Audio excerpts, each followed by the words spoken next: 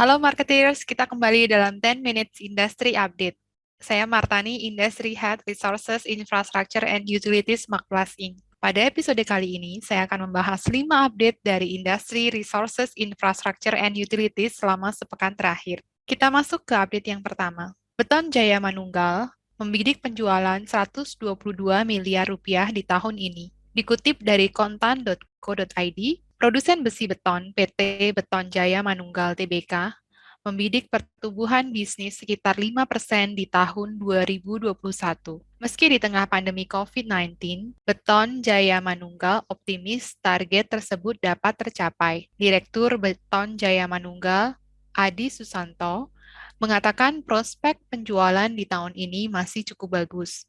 Hanya saja hal itu juga tergantung bagaimana penanganan COVID-19 dan kapan pandemi ini mereda. Adapun hingga tutup tahun nanti, emiten besi beton berkode saham beton tersebut menargetkan bisa menyamai kinerja tahun lalu. Ia menilai saat ini pemulihan pasar besi beton masih belum terlalu signifikan sejak tahun 2020 lalu. Hal itu lantaran tak terlepas dari kondisi sektor properti yang belum sepenuhnya pulih akibat dampak pandemi COVID-19. Kita masuk ke update yang kedua.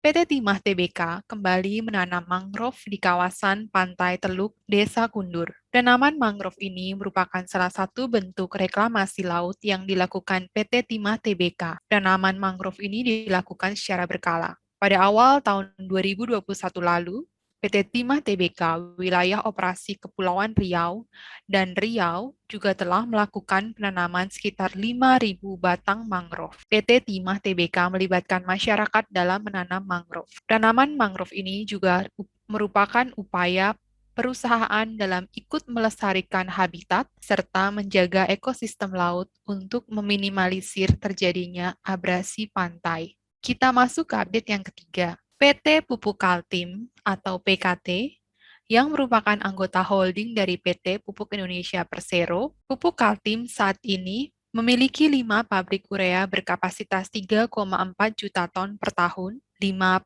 pabrik amoniak berkapasitas 2,7 juta ton per tahun, dan pabrik NPK berkapasitas 350.000 ton per tahun.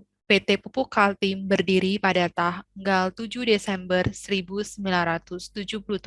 Sejak tahun 2011 hingga 2014, Pupuk Kaltim juga melakukan beberapa pengembangan dan pembangunan pabrik lainnya. Revitalisasi pabrik 1 pada 2011 dan transfer aset KPA yang bergabung dengan POPKA pada 2014 hingga menjadi pabrik 1A. Pembangunan proyek pabrik 5 PKT merupakan realisasi pertama dari program revitalisasi industri pupuk sesuai instruksi Presiden Republik Indonesia.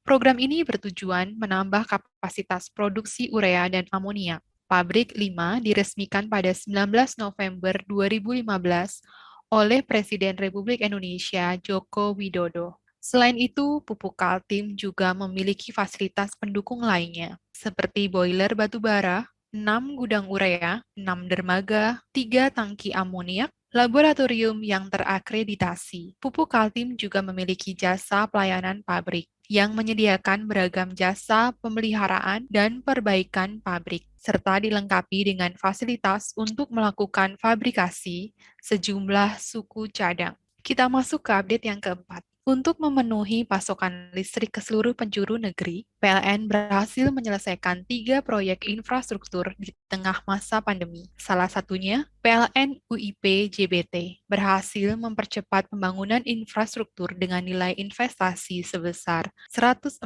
miliar rupiah. Pembangunan infrastruktur ini untuk memperkuat pasokan kelistrikan di Jawa dan Bali yang ditargetkan selesai pada akhir Agustus 2021. Pembangunan infrastruktur tersebut meliputi gardu induk 150 kV semen gerobokan, SUTT 150 kV semen gerobokan Incomer Meranggen Sirkuit 2, SUTT 150 kV semen gerobokan Purwodadi Sirkuit 2.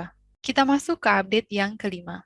Dari Kupang, NTT sampai ke Seoul, Korea. Inilah cerita NCK Tenun bertahan saat pandemi bersama program CSR PLN Peduli. Tidak hanya sekedar memastikan pasokan listrik yang berkualitas, PLN juga berkomitmen untuk mendorong pengembangan bisnis usaha mikro kecil agar dapat lebih unjuk gigi di mata dunia. Salah satu mitra binaan PLN, yakni NCK Tenun, menjadi salah satu UMK yang beruntung karena berkesempatan memamerkan koleksi kerajinan berbasis kain tenun di Seoul, Korea Selatan pada bulan September 2019.